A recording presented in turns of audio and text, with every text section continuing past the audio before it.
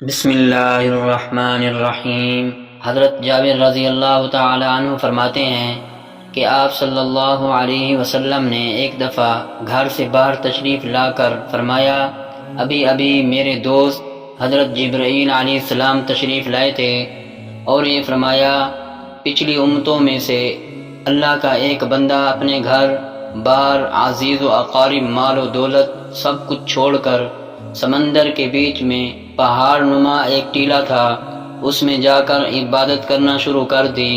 وہ سمندر اتنا وسیع تھا کہ اس ٹیلا کے ہر جانب 4,000 فرسخ دوری تک سمندر تھا۔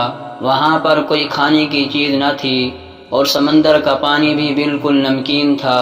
اللہ تعالیٰ نے اپنے فضل سے اس میں ایک انار کا درخت اگا دیا اور انگلی کے برابر میٹھے پانی کا چشمہ جاری کر دیا۔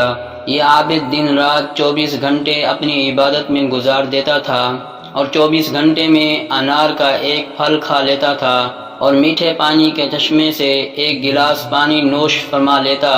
اسی حالت میں 500 سال گزر گئے۔ 500 سال کے بعد جب اس عابد کی موت کا وقت آیا تو اس نے اللہ تبارک و تعالیٰ سے یہ دعا مانگی کہ سجدے کی حالت میں اس کی روح پرواز کر جائے اور اس کی ناش کو مٹی وغیرہ ہر چیز پر حرام کر دے اور قیامت تک سجدے کی حالت میں صحیح و سالم رہے۔ اللہ تعالیٰ نے اس کی دعا قبول فرمائی۔ سجدے کی حالت میں اس کو موت ہو گئی اور اللہ تعالیٰ نے وہاں ایسا نظام کر رکھا ہے کہ قیامت تک وہاں کسی انسان کی رسائی نہیں ہو سکتی۔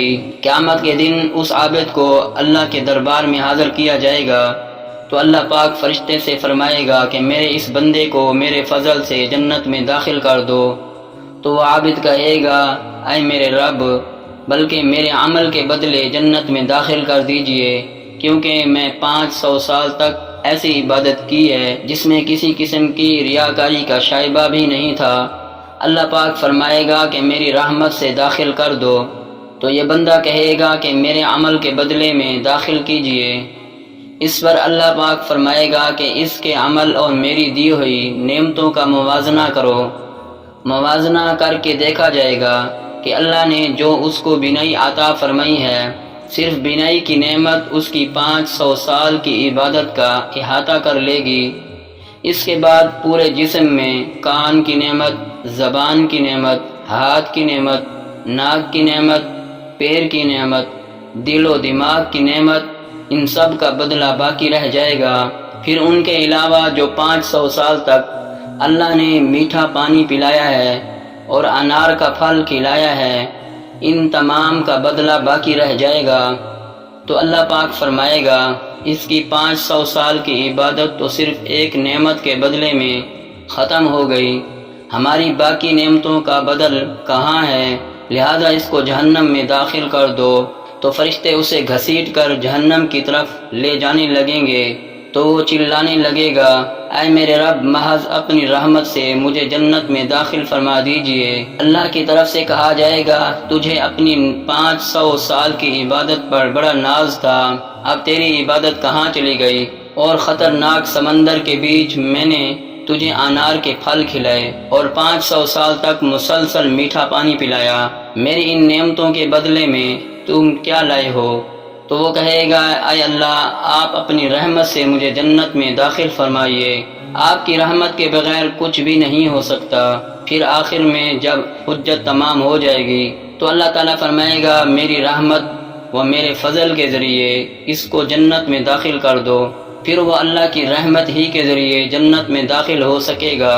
بھائیو، اگر اللہ نے کسی کو نیک عمل کی توفیق عطا فرمائی ہے تو اس کو خوش فہمی میں مبتلا نہیں ہونا چاہیے، اللہ تعالیٰ سے ڈرتے رہنا چاہیے۔ یہ جو اللہ نے موقع عنایت فرمایا ہے، یہ بھی اللہ کی طرف سے بہت بڑا انعام اور توفیق ہے۔ اگر اللہ تعالیٰ کی طرف سے توفیق نہ ہو تو موقع ہونے کے باوجود انسان عمل نہیں کر سکتا۔ یہاں ایک شبہ ہوتا ہے کہ جب اللہ تعالیٰ کے فضل سے ہی سب کچھ ہو سکتا ہے تو پھر عمل کی کیا ضرورت ہے؟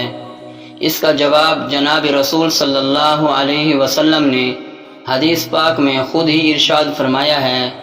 مسلم شریف میں حضرت ابو ہریرہ رضی اللہ تعالی عنہ سے مروی ہے کہ آپ صلی اللہ علیہ وسلم نے ارشاد فرمایا، تم میں سے کسی کا عمل اس کو نجات نہیں دے سکتا۔ تو ایک صحابی نے سوال کیا، یا رسول اللہ صلی اللہ علیہ وسلم، کیا آپ کا عمل بھی آپ کے لیے باعث نجات نہ ہوگا؟ تو آپ صلی اللہ علیہ وسلم نے ارشاد فرمایا، میرا عمل بھی مجھ کو نجات نہیں دے سکتا، لیکن اللہ پاک نے اپنے فضل و کرم سے مجھے اپنی رحمت سے ڈھانپ رکھا ہے۔ جو کچھ بھی اللہ تعالیٰ نے میرے ساتھ نجات کا اور تقرب کا معاملہ کیا ہے، وہ سب کا سب اپنے فضل و رحمت کے ذریعے سے کیا ہے۔ اس لیے کسی کو اپنے نیک اعمال پر گھمنڈ اور خوش فہمی نہیں ہونی چاہیے، بلکہ جو کچھ بھی نیک عمل ہو رہا ہے وہ بھی بہت کم ہے۔ اللہ سے ڈرتے رہنا چاہیے اور نیک عمل کرتے رہنا چاہیے، اور اللہ کے فضل و رحمت کی امید رکھنی چاہیے۔ دوستو، اگر ویڈیو اچھی لگی ہو تو ویڈیو کو لائک کر دیں، چینل کو سبسکرائب کر دیں۔ السلام علیکم۔